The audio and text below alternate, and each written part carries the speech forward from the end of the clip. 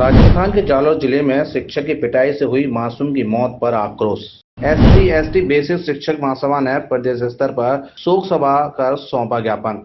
मासूम इंद्र मेघवाल को शहीद स्मारक पर श्रद्धासुमन अर्पित कर दी श्रद्धांजलि। शिक्षकों ने रोष व्यक्त कर दोषी शिक्षक छैल सिंह के लिए मांगी फांसी। आजादी के 75वें अमृत महोत्सव के दौरान दलित मासूम की हुई मौत। अनुसूचित जाति अनुसूचित जनजाति बेसिक शिक्षक महासभा ने प्रदेश स्तर पर राजस्थान के जालौर जिले में शिक्षक द्वारा हुई मासूम इंद्र मेघवाल की मौत पर शोक सभा कर श्रद्धांजलि दी। आक्रोश व्यक्त करते हुए शिक्षक छैल सिंह के खिलाफ फांसी की मांग की है। बुद्धिजीवी बहुजन आजादी के 75 साल बाद भी जातिवाद व्यवस्था से परेशान और पीड़ित है। इसका जीता जागता प्रमाण राजस्थान के जालौर जिले के सरस्वती मंदिर विद्यालय में एक दलित मासूम बच्चे की मौत की घटना बनी हुई है। शिक्षक छैल सिंह द्वारा मासूम की पिटाई करना और उपचार के दौरान मासूम की मौत का होना समूचे देश में निंदनीय बना हुआ है। बहुजन समाज में आक्रोश और रोष व्याप्त है। मैं भीषम पाल सिंह, प्रांतीय अध्यक्ष अनुसूचित जाति अनुसूचित जनजाति बेसिक शिक्षक महासभा उत्तर प्रदेश।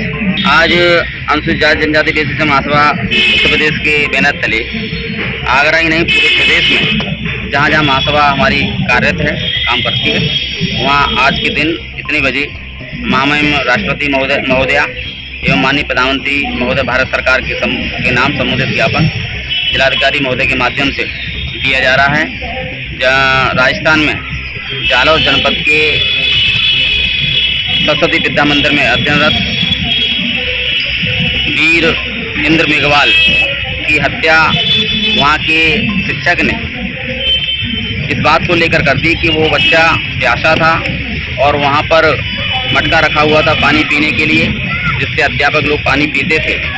उस बच्चे ने अपनी प्यास को बुझाने के लिए उस मटके का पानी का प्रयोग किया, जिस पर उस अध्यापक को पता चला और उस अध्यापक ने अपनी जातिवादी मानसिकता का परिचय देते हुए, मनवादी मानसिकता परिचय देते हुए छैल सिंह प्रधान अध्यापक ने उस बच्चे को इतना पीटा कि उसकी 13 अगस्त को उपचार के दौरान मृत्यु हो गई।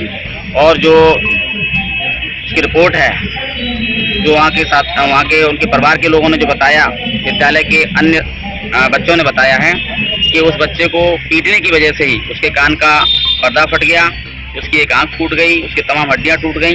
ये जघन्य अपराध है जो क्षम्य करने योग्य नहीं है। पूरे देश में इस घटना को लेकर के शुरुआत व बहुजन समाज के जो भी बुद्धिजीवी लोग हैं उनमें वाल है, रोष है। और हम महासभा के माध्यम से केवल एक ही मांग करते हैं शासन से कि हमको कुछ नहीं चाहिए, हमको न्याय चाहिए और उस न्याय के बदले हमको उस हत्यारे की फांसी की सजा चाहिए। एक घटना भी जयपुर में, वो भी शेड्यूल कास्ट की शिक्षिका है, उसको भी सरेआम हत्या करने का काम किया गया है। इस देश और प्रदेश में इस तरीके की लगातार सुनियोजित तरीके से जातिवादी मानसिकता को ध्यान में रख करके हमारे लोगों के साथ, महिला पुरुषों के साथ इस तरह की घटनाएं आए दिन बलात्कार की, हत्या की, मारपीट की हो रही हैं। तो हमारा केवल देश की सरकार के प्रधानमंत्री महोदय से और राष्ट्रपति महोदय से एक ही निवेदन अनुरोध है कि इन घटनाओं पर अंकुश लगाया जाए और इन घटनाओं को तत्काल रोका जाए।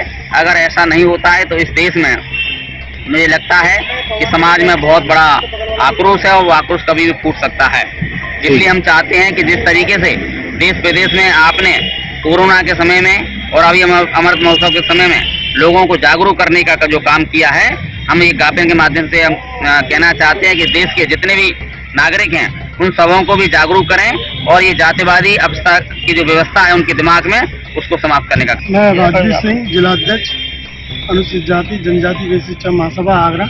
जो ये घटना राजस्थान में वीर इंद्र कुमार मेघवाल के साथ जो घटित हुई है, वो कहीं ना कहीं प्रधानमंत्री जी की सोच को बट्टा लगाती है, क्योंकि प्रधानमंत्री की जो सोच है और उस सोच के तहत जो अमृत महोत्सव 75वां जो मनाया गया है जयंती, उसमें सभी को जोड़ने का काम किया है, जातिवाद को खत्म करने का काम किया है।